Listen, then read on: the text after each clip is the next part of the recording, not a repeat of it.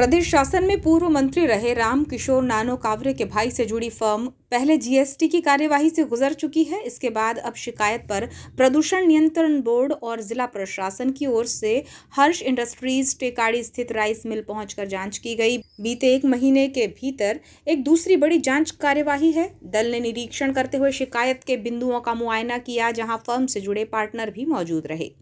शिकायतकर्ता मिलिंद ठाकरे की ओर से प्रदूषण नियंत्रण बोर्ड को शिकायत की गई थी, जिसके बाद एनजीटी ने पीसीबी को आदेशित किया, जिसमें प्रदूषण नियंत्रण बोर्ड के केपी सोनी और कलेक्टर के प्रतिनिधि के रूप में एसडीएम बालाघाट गोपाल सोनी 2 सदस्यीय टीम की जांच के रूप में पहुंचे। एनजीटी के समक्ष जो याचिका थी उसमें बताया गया कि हर्ष राइस इंडस्ट्रीज के निर्माण में अवैध उत्खनन, पेड़ों को नुकसान, नाले का प्रवाह रोकने, यहां से भूसे के जल से प्रदूषित होने की जानकारी शामिल थी।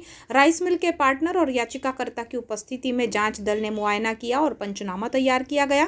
बताया गया कि तैयार की गई रिपोर्ट 28 फरवरी तक न्यायालय में भेजी जाएगी। आपको बताएं कि मामला चर्चाओं में इसलिए आ जाता है क्योंकि पूर्व मंत्री रामकिशोर कावरे के परिवार से जुड़ा हुआ ये मामला है और उनके भाई की फर्म है, और इसी वजह से जब भी इस तरह की कार्यवाही होती है तो राजनीतिक गलियारों में चर्चाएं अपने आप बन जाती है। इस संबंध में एसडीएम गोपाल सोनी ने बताया कि एनजीटी के आदेश पर जांच की गई है, जिसमें याचिकाकर्ता द्वारा बताए गए बिंदुओं को लेकर जांच पूरी हुई है। खसरा नंबर 294 में तालाब नुमा संरचना है। पेड़ कटाई और नाले का पानी रोकने के संबंध में कोई तथ्य नहीं है। उन्होंने बताया कि सीमांकन कराया गया है। राइस मिल के पीछे नाले से लगे क्षेत्र में मिल से निकलने वाली कुछ भूसी नजर आ रही है।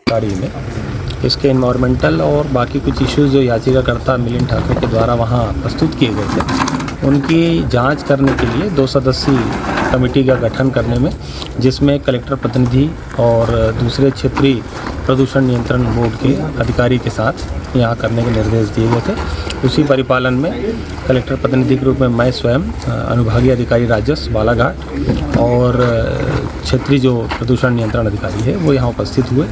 याचिकाकर्ता मिलिंद ठाकरे को लिखित में उनको सूचना दी गई थी आज के यहाँ उपस्थित होने की। साथ ही यहाँ जो राइस मिल के जो संचालक हैं या उनके यहाँ जो लोग हैं उनको भी सूचना दी गई थी मौके पर उपस्थित होने के लिए। सबके समक्ष में यहाँ पर मौका देखा गया। जो भी तथ्य यहाँ पाए गए, जो भी चीज़ें पाई गई है, उसको पंचनामे में हमने लिया है। अब इसकी एक रिपोर्ट पीसीबी जो बनाकर ऑनलाइन माननीय न्यायालय को प्रस्तुत। क्या कुछ शिकायतें थी सर? यहाँ पर उत्खनन को लेकर, पेड़ कटाई को लेकर, नदी के अवरोध को लेकर, जल में प्रदूषण, उनकी भूसी वगैरह वहाँ प्रवाहित होने को लेकर, इन बिंदुओं पर यहाँ पर रही है। उनकी जांच आज की गई है। जांच में क्या बिंदु मिले सर? जांच में जो बिंदु मिले हैं उसमें यह है कि अवैध उत्खनन वाली स्थिति अगर यहाँ देखें तो जो खसरा नंबर 294 है वहाँ पर तालाबनुमा संरचना मिली है। वहाँ उत्खनन के स्पॉट भी दिख रहे हैं। साथ ही जो पेड़ कटाई की बिंदु है उसमें कहीं भी यहाँ पर ठूंठ या पेड़ कटाई के हमको अवशेष नहीं मिले। नदी का या नाले का प्रवाह व्यवस्थित रूप से पाया गया, किसी प्रकार का अवरोध नहीं है। प्रारंभिक तौर पर हमने यहाँ पर नाले का एक सीमांकन अब मेजर यहाँ पर उनके सबके सामने कराया गया। लगभग वो पूरा नाला अपने पूरी चौड़ाई पर है, किसी प्रकार का नहीं। और जो भूसा है, चूँकि वो वहाँ का उनका गोडाउन का बाहर निर्गमन है, तो वहाँ पर भूसे के निशान पाए गए हैं। वो एक पूरी डिटेल रिपोर्ट हम फैक्चुअल पीसीबी के माध्यम से प्रस्तुत। कितने दिनों में सबमिट होगी? ये अब 28 तारीख का इनमें समय दिया है, 28 के पहले हम सबमिट कर देंगे। ठीक। हर्ष इंडस्ट्रीज के पार्टनर विनोद शर्मा ने कहा कि एनजीटी के आदेश को लेकर जो टीम पहुंची थी उन्होंने जांच की है। याचिकाकर्ता को लेकर भी उन्होंने बातें कही और बताया कि न्यायालय के समक्ष इसका जवाब प्रस्तुत करेंगे। एनजीटी की टीम आई थी। एक पत्रकार ने शिकायत किया था कि इनने अपनी बिल्डिंग का निर्माण अवैध रूप से किए है, नाले में अतिक्रमण किए हैं और अवैध परिवहन करके, खनन करके यहाँ भरण किए हैं।